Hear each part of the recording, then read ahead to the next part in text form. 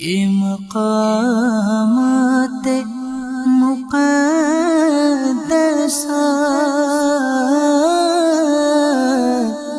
یہ مقامات مقدسہ، قد کفانی علم ربی من سؤالی واختیاری، فدعائی وابتهالي شاهد لي بافتقاري، قد كفاني علم ربي من سؤالي واختياري، فدعائي یہ مقامات مقدسہ، یہ مقامات مقدسہ، یہ مقامات مقدسہ، یہ مقامات مقدسہ، یہ مقامات مقدسہ،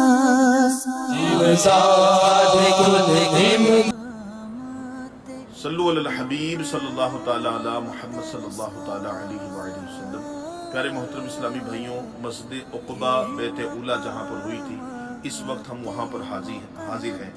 آپ کو بتاتا چلوں، قبیلہ اوس و خزرج یہ دو قبائل تھے جو مدینے میں رہا کرتے تھے، اور ان دونوں قبیلوں کے اندر آپس میں بھی انبن رہا کرتی تھی، اور مدینے کے جو یہودی تھے وہ کبھی نہیں چاہتے تھے کہ ان کی آپس میں جو ہے وہ بنی رہے، وہ یہی چاہتے تھے کہ دونوں آپس میں لڑتے رہیں، کیونکہ یہ یہودی تھے اور یہ بت پرست تھے، اور یہودی اکثر جو ہے وہ ان کو تانا دیا کرتے تھے، کیونکہ قبیلہ اوس و خزرج کے لوگ یہ بت پرست تھے، اور یہودی تانا دیا کرتے تھے کہ نبی آخر الزمان صلی اللہ علیہ وسلم کی تشریف آوری ہونے والی ہے، جب وہ آئیں گے ان کے لشکر کے ساتھ ہم مل جائیں گے، اور مل کے تم کو دنیا سے نیست و نابود کر دیں گے۔ قبیلہ اوس و خزرج کے لوگ یہ بات سن چکے تھے، اور یہودیوں کے ذریعے سے اس بات کی اطلاع مل چکی تھی کہ نبی آخر الزمان محمد رسول اللہ صلی اللہ تعالی علیہ وآلہ وسلم اعلان نبوت فرمانے والے ہیں۔ کنڈیشن کیا ہوگی، کس طرح کے ہوں گے، ان کا قول و فعل کس طرح کا ہوگا، وہ بہت کچھ سن چکے تھے۔ یہی وجہ ہے یہ مقامات مقدسہ، یہ مقامات مقدسہ، یہ مقامات مقدسہ، یہ مقامات۔ نمازیں یہاں پر نہیں ہوتی ہیں، جمعے کی بھی نہیں ہوتی، 5 وقت کی بھی نہیں ہوتی ہے، فقط زیارت گاہ ہے۔ لیکن ایک مسئلہ آپ کو بتاتا چلوں کہ ایک بار جہاں مسجد بن جاتی ہے نا، وہ قیامت تک مسجد کا ہی حکم رہتا ہے۔ کئی لوگ، ایک تو سارے لوگ یہاں پر آ نہیں پاتے ہیں جو مکے میں آتے ہیں، لاکھ میں سے چند لوگ یہاں پر پہنچ پاتے ہیں۔ خیر، جو بھی آتے ہیں، آپ کو جب بھی آنا ہو تو جوتے پہن کے اندر مت جائیے گا۔ کئی لوگ آتے ہیں جوتے پہن کے چلے جاتے ہیں، وہ کہتے ہیں یار نماز تو ہوتی نہیں ہے، تو نماز کسی وجہ سے نہیں ہوتی ہوگی، لیکن آپ کو ادب کرنا لازم ہے۔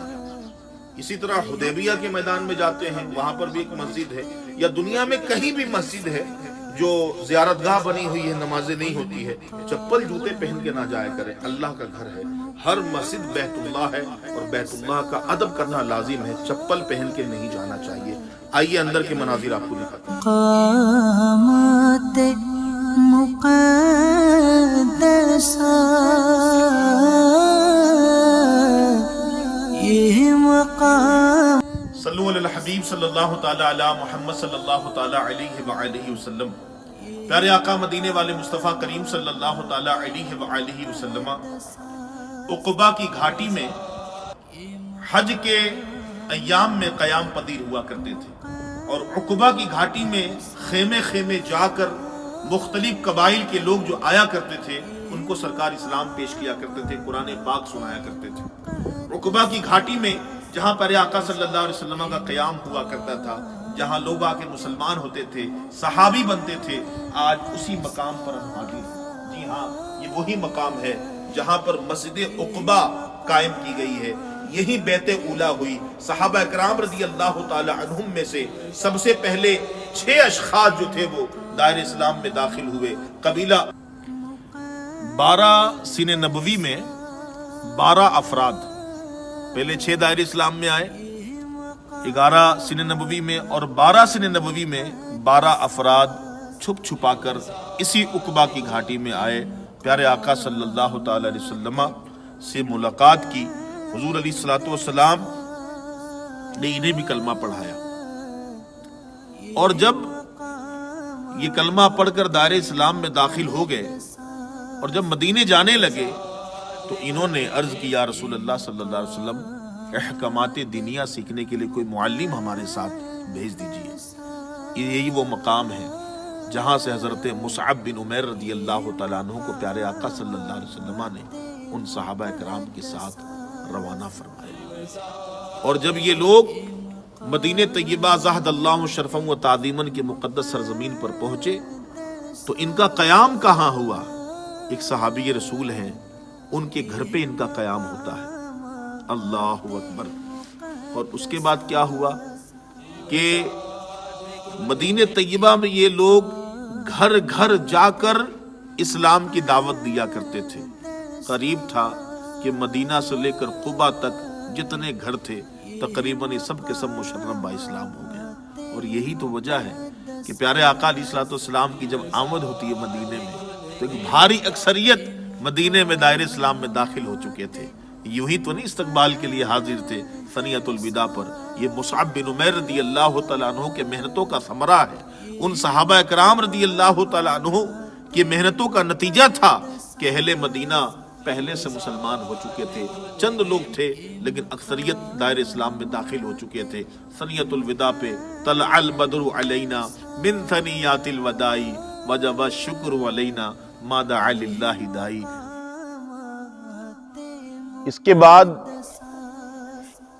13 सीने नबवी में 72 अशखास अपने बुत परस्त साथियों से छुप छुपा कर इसी उक़बा की घाटी में आए और प्यारे आका सल्लल्लाहु अलैहि वसल्लम का इस्लाम कबूल किया। इसी उक़बा की घाटी में आए, प्यारे आका अलैहिस्सलातु वस्सलाम से मुलाकात की और दायरे इस्लाम में दाखिल हो गए।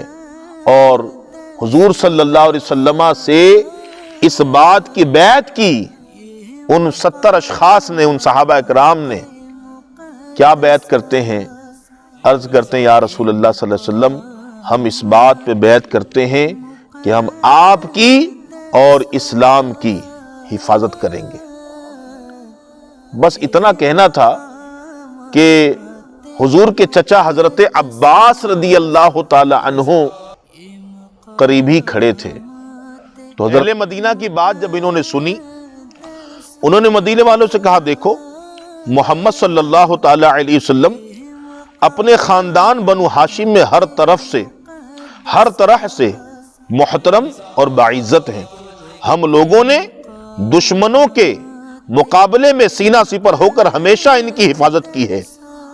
अब तुम लोग इनको अपने वतन ले जाने के ख्वाहिशमंद हो तो सुन लो, मरते दम तक तुम लोग इनका साथ दे सको तो बेहतर है, वरना अभी से किनारा कश हो जाओ।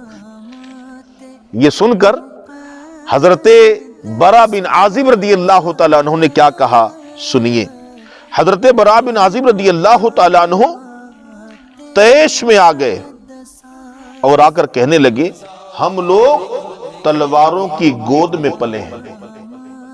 ये सुनकर हजरते बरा बिन आजिब रज़ी अल्लाह तआला अन्हु तैश में आ गए और हजरते अब्बास रज़ी अल्लाह तआला अन्हु से कहते हैं, हम लोग तलवारों की गोद में पले हैं।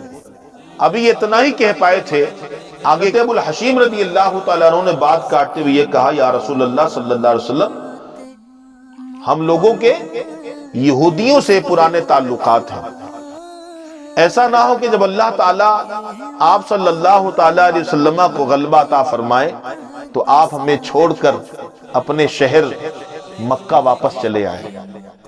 کیسا درد، کیسی درد بھری گفتگو صحابہ کر رہے ہیں، آپ اندازہ تو لگائیے کیسے صحابہ کرام آقا علیہ الصلوۃ والسلام سے محبت کرتے تھے۔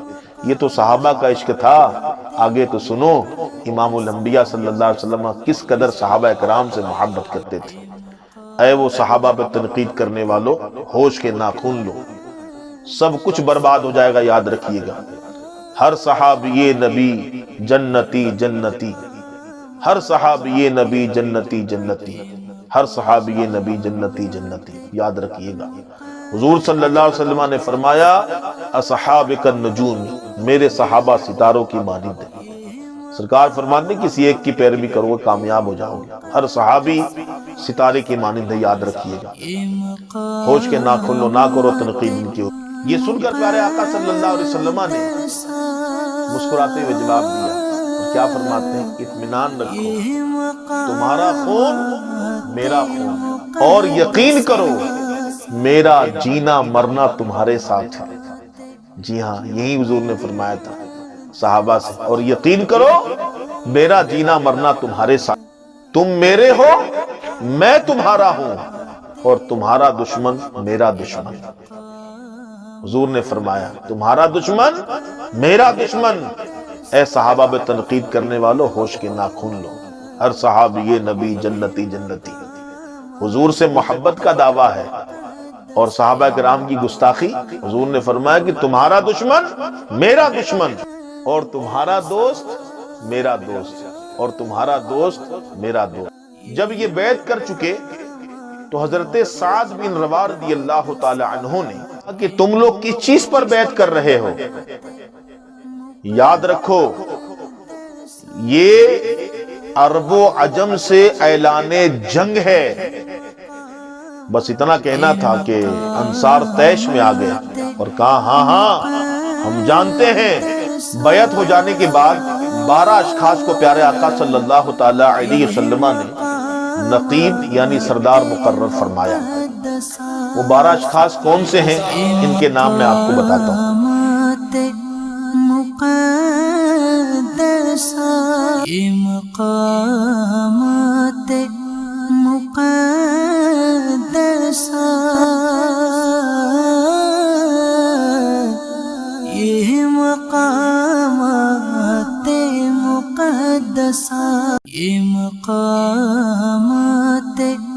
مقدسہ، یہ مقامات مقدسہ،